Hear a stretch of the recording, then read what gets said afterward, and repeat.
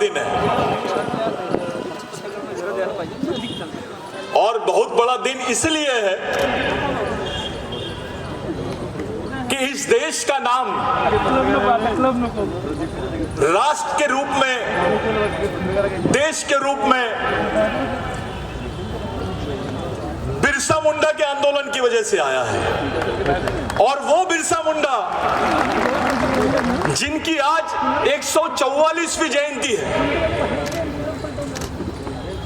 और 144वीं जयंती के निमित्त में बिरसा ब्रिगेड की तरफ से एक सामाजिक जनसंसद का हम लोगों ने आयोजन किया है। भाइयों, सबसे पहले अलग अलग स्टेट से आने वाले मेरे भाई लोग,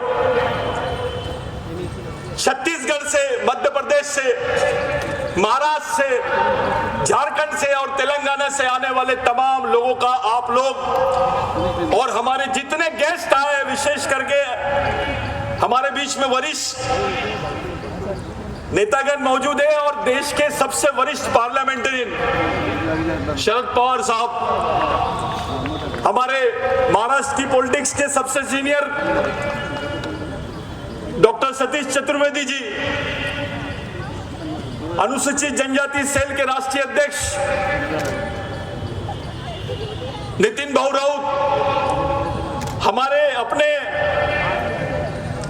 अनिल देशमुख सर, सुनील भाऊ केदार, प्रकाश भाऊ गजबिये, पुसद से हमारे नाइक भाई आमदार, हमारे डॉक्टर साहब अकोला से आए हैं, अकोले अहमदनगर वहां से जीत के आए हैं, उनके साथ में विक्रमगढ़ से हमारे विधायक भाई आए हैं और जितने भी हमारे भाई लोग हैं, जो वरिष्ठ तानाजी वनवे साहब हो गए, किशोर जिचकार भाऊ हो गए, हमारे प्रफुल्ल भाऊ पाटिल गुर्दे हो गए और जितने भी हमारे गणमान्य हैं, इन तमाम लोगों के लिए सब लोगों से विनती करता हूं, जोरदार तालियां बजाइए।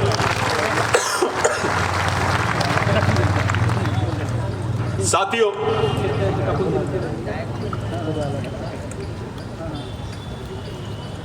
सब लोगों को लगा होगा कि ये पॉलिटिकल प्रोग्राम है, ये राजनीतिक कार्यक्रम नहीं है, ये सामाजिक कार्यक्रम है। और हमने जितने भी गणमान्य यहां मौजूद है, विशेष करके पवार साहब, इनको हमने सामाजिक आमंत्रण दिया और उन्होंने हमारा सामाजिक आमंत्रण स्वीकार किया, इसलिए मैं उनका बहुत बहुत धन्यवाद देना चाहता हूं। इस जनसंसद की खासियत यह है, विकास भाऊ ठाकरे हमारे बीच में आए हैं, मैं बंटी गेडाम से विनती करता हूं कि उनका वो पुष्पगुच्छ देकर स्वागत करें। सबसे बड़ी बात यह है इस संसद की, जिसको हमने जन संसद का नाम दिया है, आजादी के बाद से आदिवासी समाज की समस्या कम होने के बजाय बढ़ती चली जा रही है। एक तरफ देश का विकास और दूसरी तरफ आदिवासियों का विनाश, ये दोनों प्रक्रिया साथ में चल रही है। दिन ब दिन आदिवासियों की हालत खराब होती चली जा रही है। दिन ब दिन आदिवासियों के हाथ से रोजगार छीन रहा है, उनकी जमीनें छीनी जा रही है, उनका शारीरिक उपयोग हो रहा है। आदिवासियों का संघर्ष अब जो कभी जल जमीन जंगल राज्य का संघर्ष होता था, अभी वो बीपीएल कार्ड का संघर्ष बन के रह गया। आदिवासियों की हालत इतनी बदतर हो गई है कि अब आदिवासी आदमी जिंदा रहने के लिए रोज अपना खून बेच रहा है, अपनी किडनी बेच रहा है। देश में विकास की बात चल रही है और दूसरी तरफ आदिवासियों की हालत। डीबीटी के नाम पर हजारों आदिवासियों को इन्होंने उनसे मेज छीन लिए, वो लड़कों से खाना छीना गया। अकेले 5 साल में 40,000 आदिवासी एजुकेशन से महरूम हो गए डीबीटी की वजह से। आदिवासियों को ऐसी अवस्था बना दी कि अगर आदिवासियों का आंदोलन है और थोड़ा उग्र रूप दे रहा है तो उसको नक्सलवादी आंदोलन घोषित करने की बात करते हैं। यानी आदिवासी ने ज्यादा बात किया तो नक्सलवादी है, सीधा देशद्रोही। और इसी डर के मारे हमारे बीच में हमारे रिस्पेक्टिव एमएलए और पूर्व मंत्री धर्मराव बाबा आतराम जी है, वो जानते हैं गढ़चिरौली की हालत क्या है। इतनी बड़ी समस्या कि आदिवासियों को ना काम मिल रहा है, ना गड्ढा खोदने का काम मिलता है। अब वो मशीनों से काम निकाल रहे हैं, वो भी काम आदिवासियों के हक में नहीं है। उसके पास रोजगार नहीं, उसके से जमीन छीन रहे, विस्थापित कर रहे, जल जमीन जंगल को उसके छीना जा रहा है। ऐसी स्थिति में जब मरीज बहुत ज्यादा गंभीर है, जब मरीज की हालत बहुत ज्यादा खराब है, तो उसके लिए अनुभवी डॉक्टर की जरूरत है। और एक अनुभवी डॉक्टर को हमने हमारे बीच में बुलाया, उनका नाम है शरद पवार साहब। हम आदिवासियों की समस्या सौंपना चाहते हैं साहब आपको, आपका इतना बड़ा अनुभव है और हमारे लोगों की समस्या जटिल है। हम देखना चाहते हैं कि कौन हमारे साथ में आता है, कौन हमारे साथ हमारी लड़ाई में हमारा साथ देना चाहता है। ये पूरी उम्मीद से यहाँ जितने लोग आके बैठे हैं, ये अलग अलग राज्य के लोग हैं, अलग अलग क्षेत्र के लोग हैं। अपना घर बार छोड़ के इस मूवमेंट को खड़ा किया इन लोगों ने। ये मूवमेंट राजनीतिक मूवमेंट नहीं है, ये किसी फाइनेंस से नहीं, ये खुद यहाँ का आदमी बैठ बैठ के 1-1 रुपया रोज जमा करके इस आंदोलन को खड़ा किया है। हमारी प्रॉब्लम देखिए कि आपको हमने बिरसा मुंडा जयंती पे बुलाया है। वास्तविकता में कांग्रेस के लोगों ने, धर्मनिरपेक्षवादियों ने, परिवर्तनवादियों ने बिरसा मुंडा को याद करना चाहिए, लेकिन केवल आदिवासी समाज इसकी जयंती मना रहा है, बाकी कोई नहीं मना रहा, क्योंकि आदिवासी है बिरसा मुंडा। उसको केवल आदिवासियों का लीडर बना दिया गया है। इस देश में महात्मा गांधी जी ने भी बिरसा मुंडा के आंदोलन से प्रेरणा लिया है। उन्होंने अपने कपड़े उतार के लंगोटी पहनी बिरसा मुंडा के आंदोलन की वजह से। डॉक्टर बाबा साहब अंबेडकर को तो भंडारा से हरा दिए थे। वही डॉक्टर बाबा साहब अंबेडकर पहली बार पश्चिम बंगाल से जीत के गए, और जिन लोगों ने डॉक्टर बाबा साहब अंबेडकर को पहली बार संसदीय समिति में भेजा, वो कोई और नहीं, बिरसा मुंडा के अनुयायी थे, और उन्हीं लोगों ने डॉक्टर बाबा साहब अंबेडकर को भेजा। एक तरफ सुभाष चंद्र बोस के छोटे भाई और दूसरी तरफ डॉक्टर बाबा साहब अंबेडकर। कांग्रेस से बगावत करके आदिवासियों ने बाबा साहब को वोट किया, क्योंकि बाबा साहब पे विश्वास किया। बाबा साहब ने बोला था गोदावरी के आंदोलन में कि मैं बिरसा मुंडा को अपने आंदोलन का गुरु मानता हूं।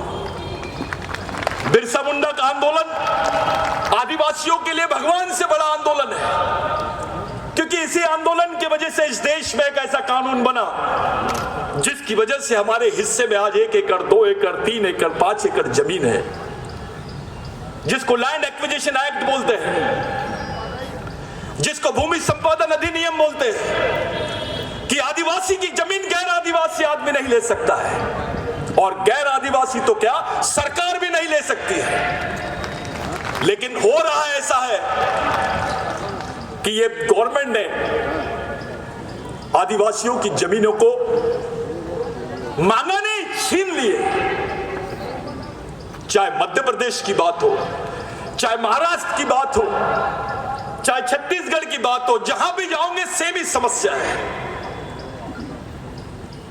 साथियों, बिरसा मुंडा का आंदोलन इस देश में धर्मनिरपेक्षता को जिंदा रख सकता है।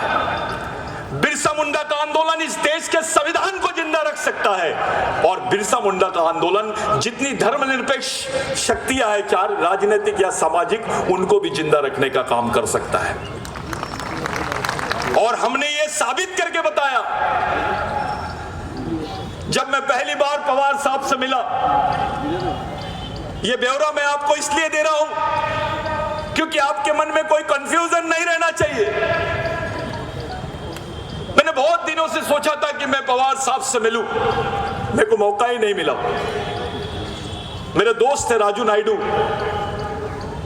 उन्होंने एक मेरे लिए सीक्वेंस बनाया और साहब से मेरी मुलाकात कर दी।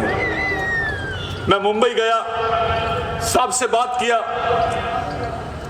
मैं जब साहब से मिला तो मेरे को ऐसा लगा कि मैं किसी एक ऐसी मशीन से मिल रहा हूं जिसके दिमाग में सब पूरा फिट है, हर चीज मालूम है, हर चीज का नॉलेज है। मेरे को एक अपेक्षा लगी कि ये एक्सपीरियंस हमारे लोगों के काम आ सकता है, ये अनुभव हमारे लोगों के काम आ सकता है। साहब ने मेरे को बोले कि मैं सामाजिक रूप से आपके साथ काम करने के लिए तैयार हूं और मैं आपके साथ में समय देना चाहता हूं। मेरी जिज्ञासा बढ़ी। फिर हमने यवतमाल में साहब के साथ पूरे विदर्भ के कैडेट्स, कुछ सिलेक्टेड लोगों के साथ बात किए। फिर पूना में बात किए और साहब ने हमको बोला, आप वोट किसको भी दो, अपन सामाजिक बात करेंगे, राजनीतिक बात नहीं करेंगे।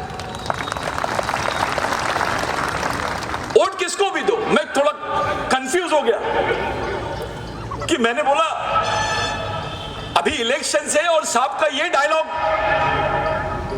मैं थोड़ा चक्कर में आ गया। फिर मैंने पूरे कैडेट्स को बुलाया, पश्चिम महाराष्ट्र के कैडेट्स को बुलाया, मुंबई के कैडर को बुलाया, गढ़चिरौली के कैडर को बुलाया, नांदेड़ के कैडेट्स को बुलाया और सबकी एक मीटिंग लेके मैंने डिसाइड किया कि ऐसा स्टेटमेंट है। तो फिर हमने पूना में पवार साहब को बोला, साहब आप हमको भाव दो या दो, अगर आप हमको भाव नहीं देंगे तो भी चलेगा, क्योंकि हमने मध्य प्रदेश में कांग्रेस के लिए काम किया। आज मध्य प्रदेश में कांग्रेस की गवर्नमेंट है तो केवल बिरसा ब्रिगेड की वजह से, क्योंकि कांग्रेस के पास कैडर नहीं था। वो कैडर बिरसा ब्रिगेड के लोगों ने दिया। आरएसएस के खिलाफ में बिरसा ब्रिगेड का कैडर लड़ा, खुलेआम लड़ा, और वही एक्सपेरिमेंट हमने महाराष्ट्र में करके दिखाया। हमने कांग्रेस के लोगों को बोला कि सोशल कोऑर्डिनेशन में काम किया जाए। कुछ लोग माने, नितिन भाऊ माने, बाबूजी ने माना, हमको अप्रिशिएट किए। एक कांग्रेस के सीनियर मोस्ट नेता है दीपक बाबरिया जी, उन्होंने बहुत अप्रिशिएट किया, लेकिन जो बाकी लीडरशिप थी उन्होंने हम लोगों को तवज्जो नहीं दिया। फिर भी हमने ईमानदारी से काम किया। आज जो विदर्भ में कांग्रेस की सीटें हैं, जो पश्चिम महाराष्ट्र में कांग्रेस की सीटें, हमने पूरी ईमानदारी से उनके लिए काम किया और हमने मेहनत करके बताए और बहुत जगह रिजल्ट्स आए, वो जीत गए। लेकिन साथियों, मिरेकल तो तब हुआ जब हम लोगों ने पूरे महाराष्ट्र की 16 सीटों में ईमानदारी से राष्ट्रवादी कांग्रेस के कैंडिडेट्स के लिए हम लोग काम किए। हमने सोशल प्रोजेक्ट समझ के काम किया, हमने पार्टी को नहीं देखे। हमको ऐसा लगा कि 80 साल की उम्र में इतनी मेहनत, इतना जीत और इतनी मेहनत से इतने समाज के सामने, पूरे राज्य के सामने पवार साहब जा रहे हैं। ऐसे समय पे अगर हम लोग इनका साथ नहीं देंगे तो हम बिरसा मुंडा के विचारों से गद्दारी कर रहे हैं। ऐसे समय हमने देखा और हम इंप्रेस हो गए, पवार साहब के मेहनत से इंप्रेस हो गए और हमने पूरे कैडर्स को ईमानदारी से डायरेक्शन देके काम किया। आज रिजल्ट आपके सामने है। नीलय नाग जी आए, अब इंद्रनील नायक जी है, 2 मिनट खड़े हो जाइए। आप मनोहर नायक साहब के सुपुत्र है, पूसद से एमएलए है, आप इनसे पूछ सकते हैं। हमारे साथ में डॉक्टर लामटे साहब है, आप अकोले से आए हैं, आप इनसे पूछ सकते हैं। इनका तालियों से स्वागत है। विक्रमगढ़ से हमारे पास एमएलए साहब आए हैं, भुसारा साहब, आप बाबू से पूछ सकते हैं, अनिल बाबू के लिए हमने काम किया। हम धर्मदास दादा से हम लोग उनके क्षेत्र में गए, उनसे हमारी मुलाकात नहीं हुई, लेकिन हम साहब के डायरेक्शन में काम करें। उधर सुनील भाऊ है, नितिन भाऊ है, विकास भाऊ है, हमने पूरे लोगों का ईमानदारी से साथ दिया, क्योंकि आदिवासी गद्दारी नहीं करता। एक ही चीज हमारे लिए सबसे बड़ी चीज है, आदिवासी ईमानदार है। हर किसी के मुंह से निकलता है, यही पुरस्कार है हमारे लिए। आज हमारे बीच में एक ऐसी सामाजिक आयोजन हो रहा है जिसमें इस राज्य के सबसे ज्यादा सीनियर नेता, अनुभवी नेता, हमारे साथ सतीश बाबू जी है, अनुभवी लोग हैं, और आदिवासियों की समस्या इतनी जटिल है। ये लोग आने वाले समय में महाराष्ट्र का रिप्रेजेंटेशन करेंगे और सबके कप्तान पवार साहब रहेंगे।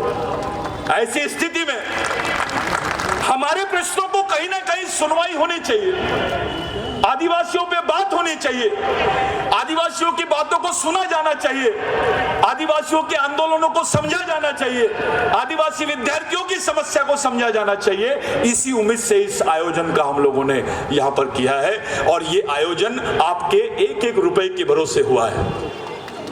इस आयोजन में पूरी सामाजिक भीड़ है। मैं आप तमाम लोगों का, तमाम भाइयों का, जितने गेस्ट आए हैं, इधर हमारे जितने भी गेस्ट बैठे हैं, कुछ साथियों ने मेरे से तारीफ की थी कि भैया हम स्वागत करना चाहते हैं पवार साहब का, लेकिन प्रोटोकॉल में और उनके सिक्योरिटी के लोगों ने हमको मना किया। आप बुरा नहीं मानना, मैं आप लोगों से विनती करता हूं, ये जो जितने भी गेस्ट आए हैं, इन लोगों का जोरदार तालियों से आप लोग स्वागत कीजिए। आज की प्रोग्राम की खास बात यह है, हम पवार साहब को सुनना चाहते हैं कि उनका डायरेक्शन क्या है आदिवासियों के लिए, आदिवासी विद्यार्थियों के लिए, इस सामाजिक मिशन के लिए और राज्य की जनता के लिए। क्योंकि इस मिशन के माध्यम से, इस कार्यक्रम के माध्यम से एक सामाजिक मैसेज पूरे महाराष्ट्र के नहीं, देश के, मध्य भारत के आदिवासियों के बीच में जाने वाला मैसेज है ये। आप तमाम लोगों का मैं बिरसा ब्रिगेड की तरफ से बहुत बहुत धन्यवाद देना चाहता हूं। जितने कार्यकर्ता लोग आए हैं, आप तमाम लोगों का बहुत बहुत धन्यवाद देना चाहता हूं, और मेरी प्रस्तावना की बात को मैं यही समाप्त करना चाहता हूं। साथियों, मैं बाकी सब लोगों की इच्छा है, जो रिप्रेजेंटेटिव है उनका यहाँ पर आपसे 2-2 मिनट वो लोग बात करेंगे, शुभकामनाएं देंगे, और बाबूजी और पवार साहब इस पूरे कार्यक्रम में एक सोशल, और पवार साहब का एक जो हमारे लिए गाइडेंस है, हमारे लिए जो संदेश है, वो हम सब लोग शांति से सुनेंगे। यही मेरी आप लोगों से विनती है। आप लोग जोरदार नारों लगाएंगे हमारे साथ। बच्चे बच्चे को सिखाना है, बच्चे बच्चे को सिखाना है, बिरसा मुंडा जिंदाबाद, बिरसा मुंडा जिंदाबाद। सरकार देश की चालक है, सरकार देश की चालक है। जो जमीन सरकारी है, जो जमीन सरकारी है। धन्यवाद।